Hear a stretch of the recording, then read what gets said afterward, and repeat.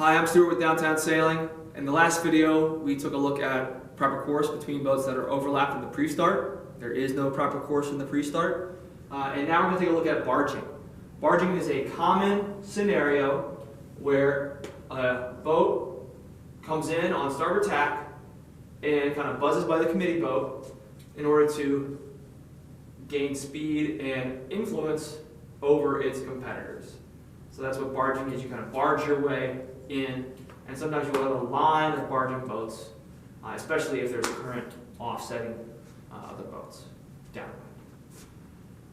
Barging is not illegal, but there are some instances where it's not, it breaks rules.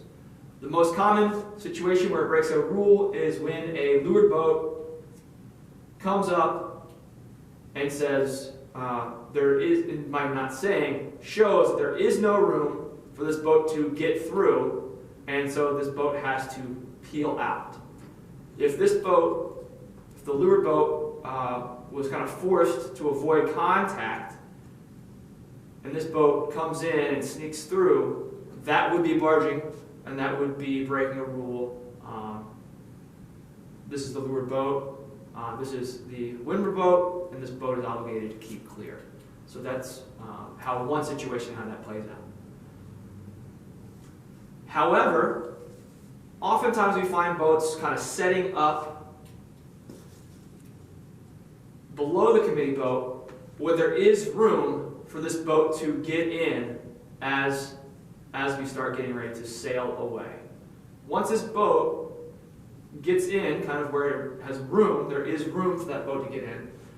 This lured boat has room to sail, there's no proper course restriction, so this boat could go ahead to win. But this boat, the lured boat, can only go ahead to win insofar that it doesn't force this windward boat into the committee boat. So the committee boat is not a continuing obstruction, but it is an obstruction, and this lured boat can't just go, okay, boom, you're in the boat, screw you. This boat, the lured boat, does have to allow this windward boat an opportunity to get out of the way, and typically the common thing and courtesy would be for this boat to roll over and just try to find another spot on the line somewhere. So that's how that would work.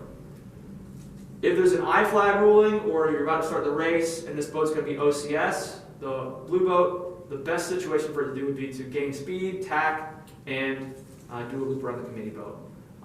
But this boat is obligated, the windward boat is obligated to keep clear, but the lured boat is obligated to not ruin the committee boat.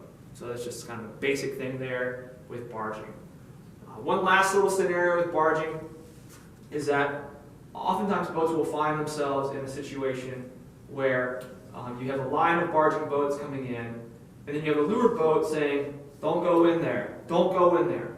Well, saying don't go in there is one thing. But if there's room for these boats to kind of come on through, this boat can say don't go in there all day long, and this just works. If you really want to shut the door on barging boats, what you're going to have to do is you're going to have to luff up or establish an overlap and luff up early enough to force these boats to have time and opportunity to peel out, or to have not enough space to get between you and the committee boat. So that is, if you want to prevent barging from happening, if you want to own the committee boat, you're going to have to post up close to head to wind to keep those boats from getting in there. So that's barging.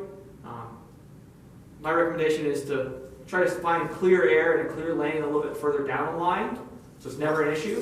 But if you do want to own the committee boat, or you need to be the competitor, you're going to want to make sure that you do your dial-ups kind of off in the barging zone a little further down here, rather than trying to post up and do your protection once the committee boat becomes a